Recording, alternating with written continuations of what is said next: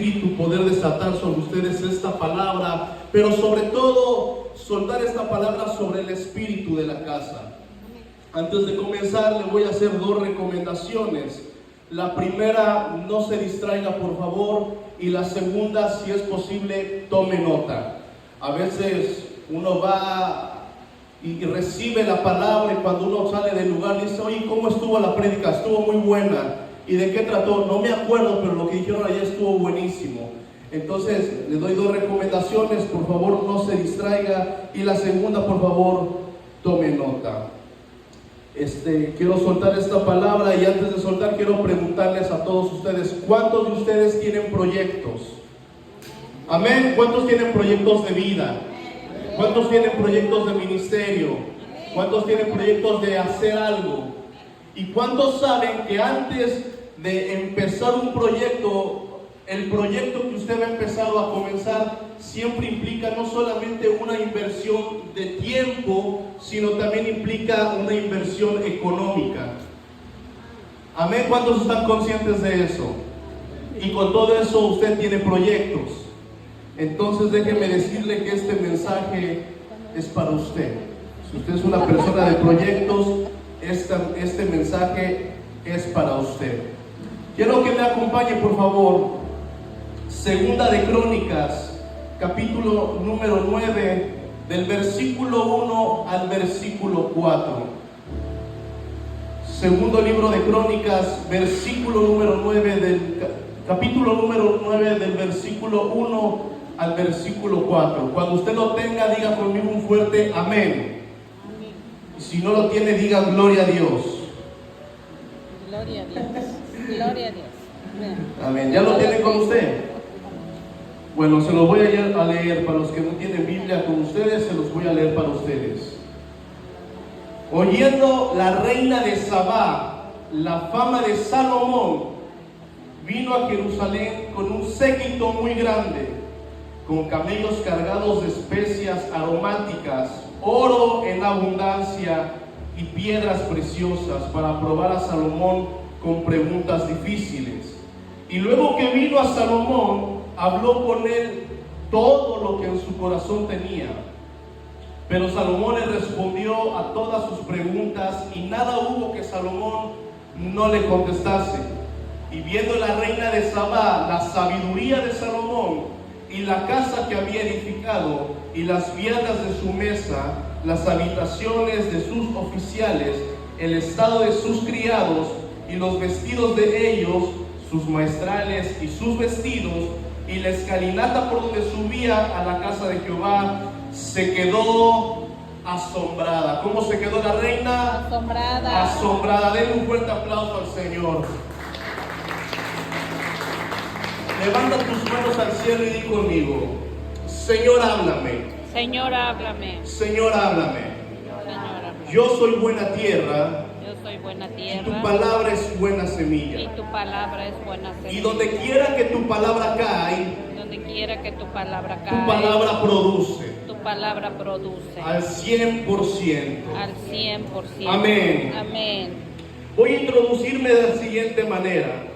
Y es que en el corazón de Dios siempre ha estado el querer estar cerca de su pueblo. En el corazón de Dios siempre ha estado el querer estar cerca de la gente de quien Él ha llamado.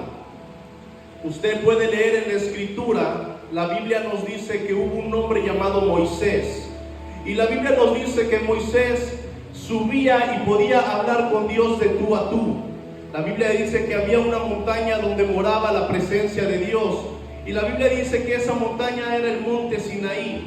La Escritura dice que Moisés iba y hablaba con Dios, y era tan fuerte la presencia de Dios, y era tan palpable la presencia de Dios, que cuando Moisés bajaba se tenía que poner un trapo en la cara, porque era tan fuerte la gloria de Dios, que el rostro de Moisés transmitía la misma presencia de Dios. Un día Dios le habla a Moisés y le dice: mira, ven acá, yo quiero estar más cerca de mi pueblo, yo quiero estar más cerca de mi gente. Y la Biblia dice que entonces le dan a Moisés unas instrucciones, y Moisés hace un tabernáculo. ¿Qué era el tabernáculo? El tabernáculo era más o menos como una carpa de circo. El tabernáculo era un lugar donde moraba la presencia de Dios. Me llama mucho la atención porque la Biblia dice que sobre el tabernáculo había una nube, y cuando la nube se movía, la gente se movía, y cuando la nube se detenía, la gente se detenía. En el poco tiempo que yo llevo predicando y ministrando en algunos lugares donde he podido compartir, me he dado cuenta que el ministerio, tú no te puedes mover por emociones ni por sentimientos, sino que si la nube se mueve, tú te mueves con la nube. Si la nube se detiene, tú te detienes con la nube. El ministerio no puedes moverte por sentimientos o por emoción. Si la nube se mueve, yo me voy a mover con la nube. Pero si la nube se detiene, yo me voy a detener con la nube. La Biblia dice que pasando un tiempo, se levanta un hombre del cual la Biblia dice que su corazón era conforme al corazón de Jehová. La Biblia lo describe como el dulce cantor de Israel. Y estamos hablando del rey David. Un día el rey David se levanta con las ganas de hacerle una iglesia, un templo a Jehová. David se levanta y dice: es que Jehová es fino. Jehová merece algo más que un tabernáculo. Y la Biblia dice que entonces en el corazón de David se levanta un proyecto. Diga conmigo: un proyecto. Un proyecto. Se levanta un proyecto, y la Escritura nos enseña que el proyecto era construirle y edificar templo a Jehová. Pero a mí me llama mucho la atención porque durante el proyecto que David tiene en mente hacer, Dios interviene y le dice: mira, ven acá, David, déjame decirte que tú has sido un hombre de guerra. Tú has sido un hombre de guerra y por tus manos ha desfilado mucha sangre. Por lo tanto, yo no voy a dejar que tú me hagas el templo, pero yo te voy a dar un hijo, el cual se va a llamar Salomón, y él me va a edificar templo a mí. El proyecto es tuyo, pero no lo vas a realizar tú, lo va a realizar tu hijo. Quiero que me acompañe, por favor, en el primer libro de Crónicas, capítulo 22, versículos 7 al 10. Primera de Crónicas 22, 7, 10. Cuando lo tenga puede decir amén, y si no, igual yo se lo voy a leer para ustedes. Amén. Versículo 7 dice: y dijo David a Salomón: hijo mío, en mi corazón tuve el edificar templo al nombre de Jehová mi Dios. Mas vino a mí palabra de Jehová diciendo: tú has derramado mucha sangre y has hecho grandes guerras. No edificarás casa a mi nombre, porque has derramado mucha sangre en la tierra delante de mí. He aquí, te nacerá un hijo, el cual será varón de paz, porque yo le daré paz de todos sus enemigos alrededor. Por tanto, su nombre será Salomón, y yo daré paz y reposo sobre Israel en sus días. Él, Salomón, edificará casa a mi nombre, y él me será por hijo, y yo le seré por padre. Y afirmaré el trono de su reino sobre Israel para siempre. Versículo 11. Ahora pues, hijo mío, Jehová esté contigo, pastor Jorge, pastor Axel, y seas prosperado y edifiques casa a Jehová tu Dios, como él ha dicho de ti. Y Jehová te dé entendimiento y prudencia, amén, para amén, que cuando gobiernes Israel, guardes la ley de Jehová tu Dios. Pastor Jorge, pastor Giselle y todo Piedras Vivas. Versículo 13 dice: entonces serán prosperados, y si cuidaran de poner por obra los estatutos y decretos que Jehová mandó a Moisés para Israel. Esfuérzate pues y cobra ánimo, no temas ni desmayes. Amén. Escuche esto, iglesia. Amén. El proyecto de David era un proyecto caro. El proyecto de David era un proyecto grande.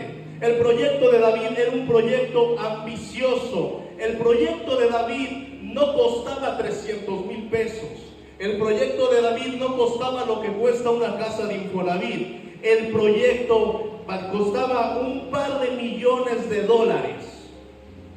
Era un proyecto grande. Era un megaproyecto. Pero Dios le dice a David: mira, ven acá. El proyecto es bueno y el proyecto me agrada. Pero déjame decirte que no lo vas a realizar tú. Lo va a realizar un hijo tuyo. Yo te voy a dar un hijo, tú le vas a poner Salomón. Y el proyecto que es tuyo lo va a llevar a la realidad tu hijo. Diga conmigo, el proyecto cambió de mano. El proyecto cambió de mano. De la misma manera como hay iglesias que han tenido proyectos y lo que a otras iglesias les costó años, a Piedras Vivas le va a costar meses. Amén. Lo que proyectos estaban afuera va a pasar de mano. Va a cambiar de las manos de otros lugares a las manos de Piedras Vivas. Amén. La Biblia nos enseña que un día Salomón es marcado por una experiencia poderosa. La Biblia dice que Salomón subió a un lugar llamado Gabaón. Yo le voy a leer estos versículos, no es necesario que lo busque. Segunda de Crónicas 1, 6 y 7.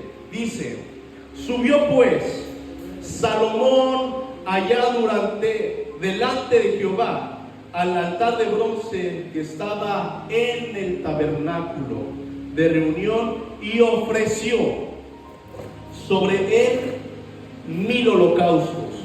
Y aquella noche apareció Dios a Salomón y le dijo: pídeme lo que quieras que yo te dé. Mire, cuando yo leí esto yo pude entender unas cosas. La palabra pídeme lo que quieras yo la busqué en diferentes traducciones. Lo leí con la Reina Valera, lo leí con la NTV, lo leí con la versión Colunga, y la leí y en todas encontré que el pide lo que quieras significa pide lo que quieras. En pocas palabras, atáscate, pide lo que quieras que yo te dé. Pero me llamó mucho la atención porque el pide lo que quieras de Dios no vino por arte de magia. El pide lo que quieras de Dios no vino porque a Dios le cayera bien Salomón, sino que en el versículo 6 dice que Salomón ofreció. Diga conmigo, ofreció. ¿Y qué ofreció Salomón? 1000 holocaustos. Y entonces él se le libera el versículo 7. Dios le habla y le dice: pídeme lo que quieras. Porque usted tiene que saber que 1000 holocaustos en el altar te va a desatar un pide lo que quieras del cielo.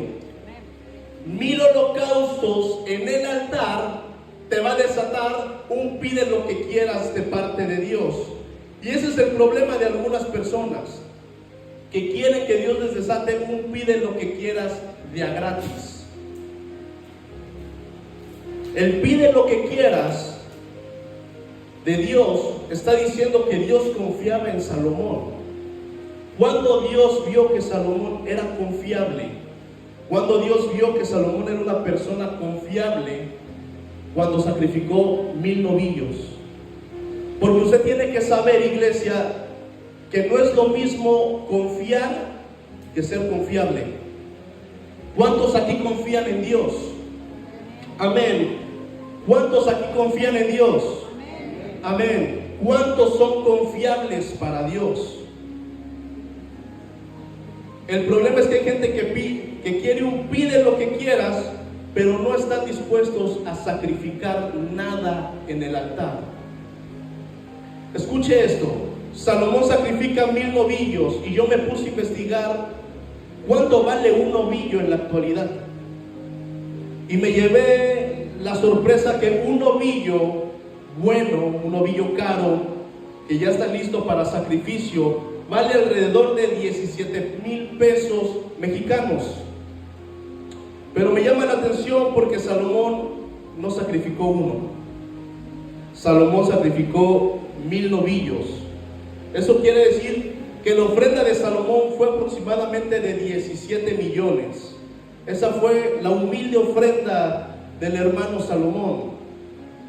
Y ahí entendí, hermano, le voy a reiterar, que hay gente que confía en Dios, pero hay gente que no son confiables para Dios.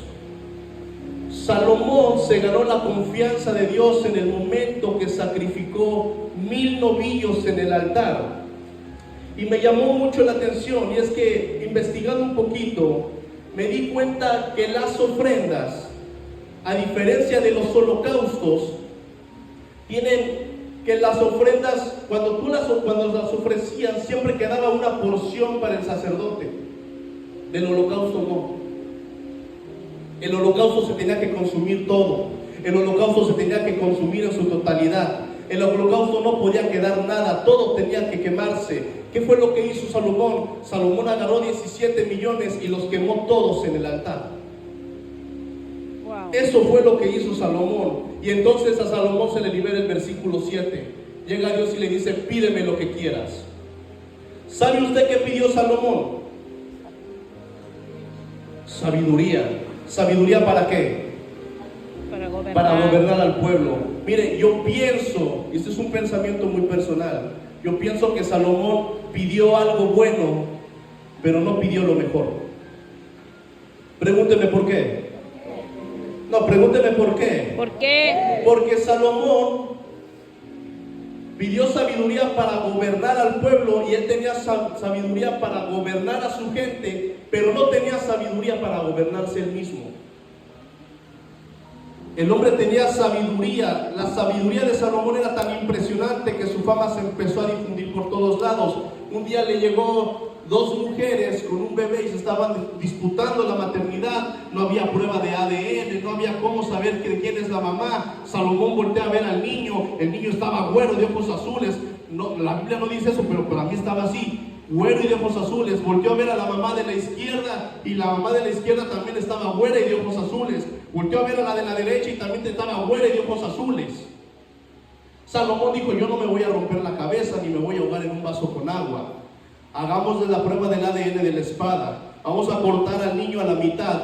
Un ojo para usted, el otro ojo para usted. Un brazo para usted y un brazo para usted. La que no era la mamá dijo: pues por mí está bien. Pero la que era la mamá biológica dijo: no puede ser esto. Mira, llévate al niño completo. Tú crécelo, aunque no crezca conmigo, pero que sea vivo. Y Salomón dijo: la prueba del ADN dice que esta mujer es la mamá. Era sabiduría de Dios. Sabiduría de Dios. ¿Y a dónde quiero llevarlo? Un día, volviendo a los textos que tomé como punto de partida, la Biblia dice que una mujer, pero no cualquier mujer, ella era una reina. La Biblia dice que ella era una reina, y cuando hablamos de una reina estamos hablando de alguien que tiene poder político. Cuando hablamos de una reina estamos hablando de alguien que tiene contactos, que tiene influencias, que tiene cuentas bancarias, que está bien conectada. Y la Biblia dice que esta mujer un día se levanta, un día se sienta y dice: yo tengo una inquietud. La menopausia no creo que sea, pues yo estoy inquieta. Se fue a la sala, seguí inquieta. Se fue a la cocina, seguí inquieta. Hasta que ella entendió: esta inquietud que yo tengo es porque yo tengo que ir a ver al ungido de Dios. Esta inquietud que yo tengo es porque yo tengo que ir a ver al hombre de Dios. Ese hombre que dice que es sabio, tengo que ir a verlo, pero yo no puedo ir con las manos vacías. La Biblia dice que le dice a su gente: carguen los camellos con oro, con piedras preciosas, cárguenlo con lo mejor que tiene el reino, y nos vamos a ir a visitar al rey. Y la Biblia dice que llegaron con el rey, y llegó la reina de Sabá para probar a Salomón con preguntas difíciles, y nada hubo que Salomón no contestara. Pero yo le quiero decir una cosa: el hecho de que la reina de Sabá haya ido para probar a Salomón con preguntas no era el motivo, era el pretexto. El hecho de que la reina de Sabá haya ido a probar a Salomón con preguntas no era el motivo, era el pretexto. Acompáñenme rápido, libro de Salmo 72. ¿Quieres saber cuál es la razón de la visita de la reina de Sabá? Salmo 72. En el libro de Salmo 72, antes de empezar a leer el texto, abajito dice el nombre del salmo y para quién va dirigido. ¿Lo tienen ahí? El salmo se llama Reinado de un Rey Justo, y abajo dice para quién está dirigido. Ahí dice que va dirigido para Salomón. De entrada usted entiende que el Salmo 72 no es un salmo que vaya dirigido para Dios, porque el mismo salmo te dice que va dirigido para Salomón. Salmo 72 dice así, versículo 1, y vamos a leer los primeros 15 versículos. Le prometo que no me voy a tomar mucho tiempo, voy a tratar de ser muy puntual y muy respetuoso con el tiempo. Oh Dios, da tus juicios al rey. ¿Quién es el rey? Salomón. Es David. Él fue el que escribió los salmos. Da tus juicios al rey y tu justicia al hijo del rey. ¿Quién es el hijo del rey?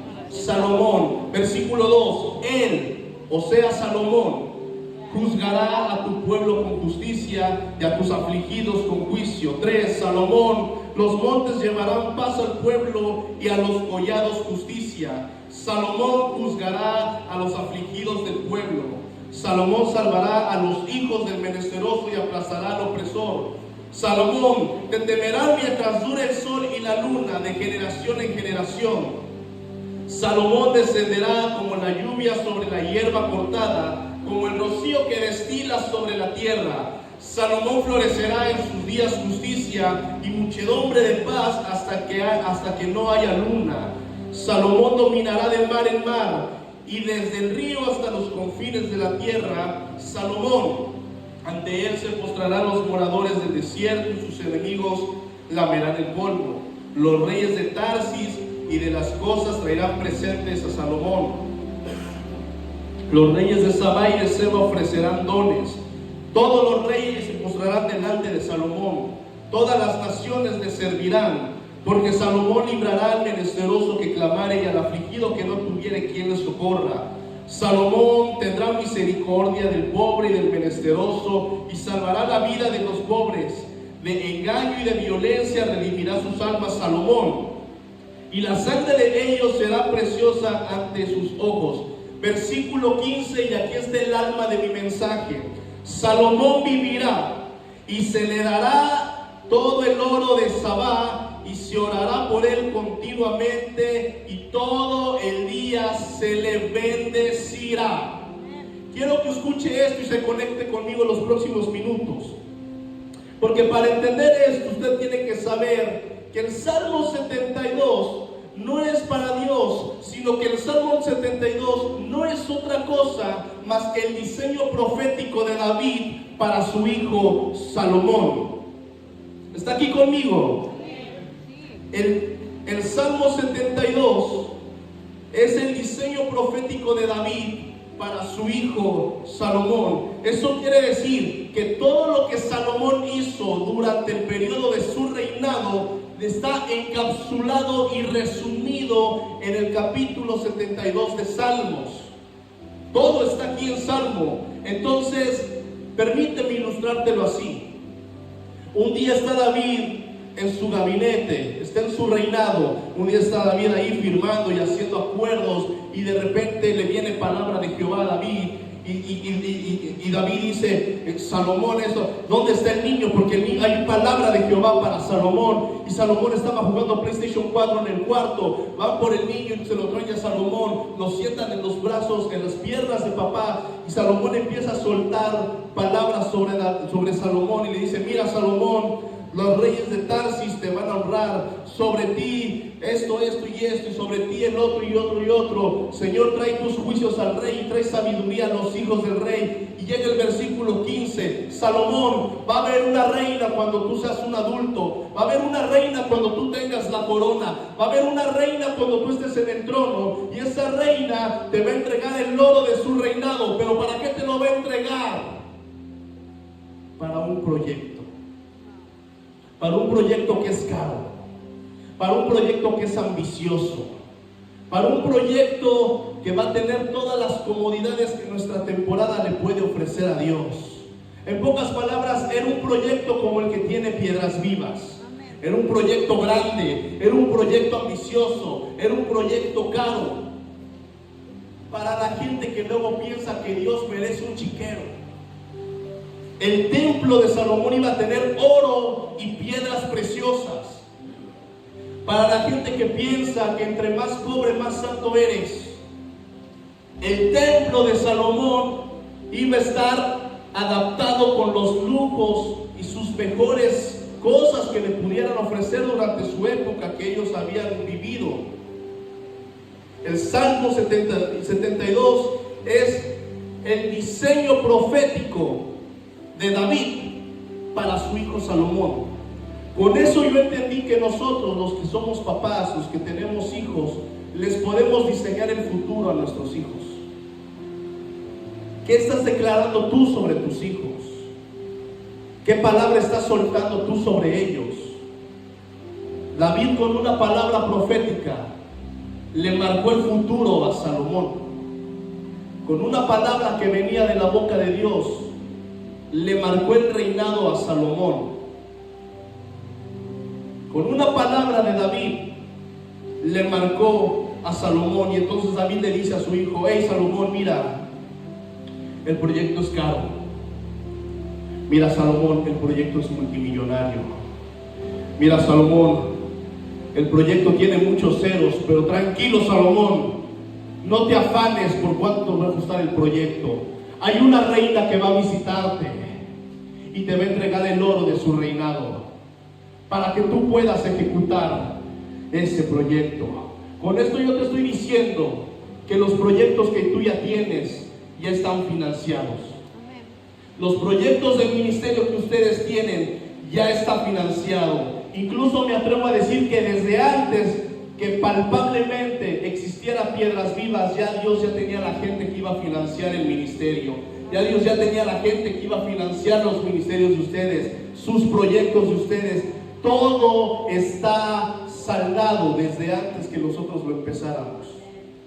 Todo está saldado. Por eso yo te quiero decir, si tú tienes proyectos y el proyecto está en el corazón de Dios, ten por seguro que el proyecto ya está saldado. Y hay una reina que te va a visitar, hay una reina que te va a contactar por Facebook, hay una reina que te va a mandar un correo electrónico, hay una reina que te va a buscar por redes sociales, hay una reina que le va a urgir hablarte y contactarte, hay una reina que te va a mandar un correo electrónico y hay una reina que va a buscar tu número de teléfono para poder financiar tu proyecto.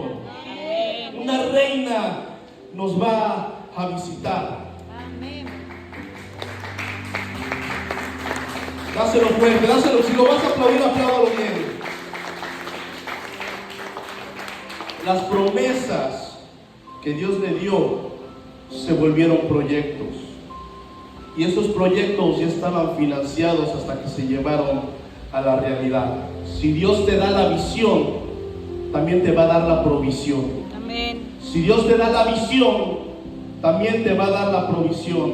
Tu proyecto ya está financiado, tu proyecto ya está pagado, todo está liquidado. Escuche esto, porque a veces cuando queremos hacer algo para la iglesia, nos ponemos a vender mangú y nos ponemos a vender sopa fría y nos ponemos a vender hamburguesa. Ese no es el diseño de Dios. Porque Dios, cuando le dijo a Moisés que haga el tabernáculo, no lo mandó a vender hamburguesas para hacer el tabernáculo. Cuando Dios le dijo a David y a Salomón que hicieran el templo y ya tenían luz verde, no los mandó a vender sopa fría. Ese no es el diseño de Dios, amados. El diseño de Dios es que Dios bendice al pueblo y el pueblo bendice la obra. Usted es bendecido para poder bendecir. Cuando usted entiende que todo está saldado y que vienen de afuera a buscarte para poder liquidar tu proyecto, usted va a entender. Por eso la Biblia dice que Dios deja que otros hagan riquezas para podérselo dar a la gente que Él quiere. O sea, lo que yo te estoy diciendo, que sin tú saberlo, tú tienes empleados allá afuera. Hay gente que está trabajando para dártelo a ti. Hay gente que está construyendo casas para dártelo a ti. Hay gente que está teniendo terrenos para que en su momento de Dios podértelo soltar a ti. Escuche, disculpe usted. Quiero que escuche esto porque esto me rompió la cabeza. Yo soy un predicador del nuevo pacto y yo entiendo que todo mensaje que empiezo en el antiguo pacto obligadamente tengo que llevarlo al nuevo pacto. Entonces, permítame conectar esto. Regáleme 15 minutitos más. Libro de Mateo, capítulo 2. Mateo, capítulo 2, versículo 10 y 11.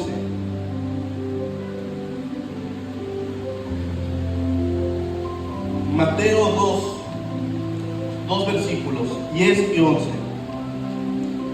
Y al ver la estrella se regocijaron con muy grande gozo. Y al entrar a la casa vieron al niño con su madre María, y postrándose lo adoraron y ofrecieron sus tesoros. Le ofrecieron presentes, oro, incienso y mirra. Escuche esto. Cuando Jesús nace, unos magos en Oriente se les revela que el niño iba a nacer o que el niño había nacido. Y ellos emprenden un viaje de aproximadamente 1800 kilómetros. Gracias. Disculpen ustedes. Los magos de Oriente emprenden un viaje de 1800 kilómetros. Y la Biblia me enseña, cuando yo me puse a investigar un poco, me di cuenta que ellos viajaban de noche y descansaban de día. Y a ellos les tomó aproximadamente 9 meses desde el punto donde salieron hasta llegar con Jesús. Eso a mí me da a entender que en el momento que el ángel se le apareció a María y le dijo: mira María, tú vas a tener un niño, ese niño va a ser el Salvador del mundo, tú le vas a poner Emmanuel, que se traduce Dios con nosotros, y tú vas a tener un hijo, y ese hijo va a ser es el Salvador de toda la humanidad. En el momento que esos ángeles se le aparecen a María, también se les reveló a los magos, no a los reyes magos, se puede decir. Se les aparece a los magos y ellos emprenden un viaje de 9 meses. Eso quiere decir que mientras ellos viajaban, el niño se estaba gestando. Mientras ellos viajaban, el niño estaba creciendo dentro del vientre de María. Es decir, que mientras ellos estaban viajando, Jesús se estaba formando. Y la Biblia dice que entonces ellos llegaron y le ofrecieron oro, incienso y mirra. Mire, cuando yo entendí esto, iglesia, me di cuenta que lo que ellos ofrecieron era literal. Porque durante mucho tiempo la religión nos enseñó que fue simbólico, porque el oro representaba que era rey y que el incienso representaba que iba a morir, la mirra representaba el otro. No, cuando yo descubrí y yo entendí que ellos viajaron para darle oro al Hijo de Dios, me di cuenta que ellos no viajaron 9 meses para darle un gramo de oro al Señor. Ellos viajaron para darle oro al Señor. ¿Y qué fue lo que estaba pasando aquí? Que el Padre de los cielos, 30 años antes de que Jesús empezara ministerio, ya el Padre ya se lo estaba financiando. 30 años antes de que Jesús emprendiera ministerio, el Padre ya le estaba financiando todo el ministerio. Debemos entender que antes de que naciera la iglesia Piedras Vivas Ticul, ya los proyectos de la casa ya estaban financiados por el Padre. Los proyectos de esta casa ya estaban financiados. Los congresos, la construcción, los proyectos que tengan en fila por hacer, todo ya está financiado. Yo dije que todo está financiado. Amén. Por eso, amado, cuando usted entiende esto, usted va a entender que nosotros no debemos de mendigarle nada a nadie. No debemos de mendigarle al ayuntamiento arena, grama y varilla. Ellos son los que nos van a buscar a nosotros. El diseño de Dios no es que nosotros busquemos a los reyes. La reina de Sabá tiene que venir a buscarte a ti. Con lo que yo te estoy diciendo, quiero contextualizar esto. Porque la gente piensa que Jesús tenía un ministerio pobre. La gente piensa que Jesús tenía un ministerio pobre. ¿Y sabe usted de dónde se agarra la gente?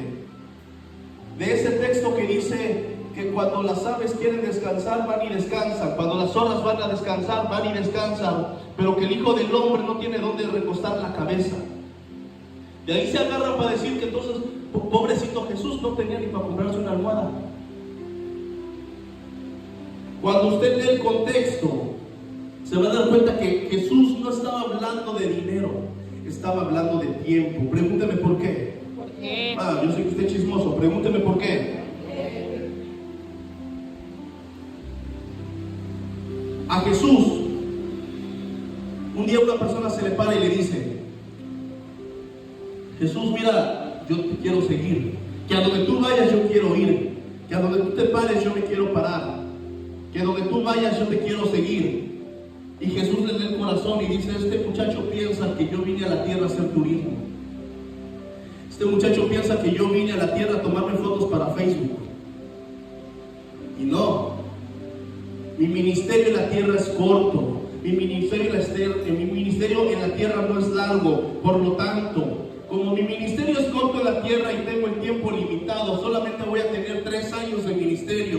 Cuando las aves están cansadas, van y descansan. Cuando las zorras están cansadas, van y descansan. Pero el Hijo del Hombre no tiene dónde recostar la cabeza.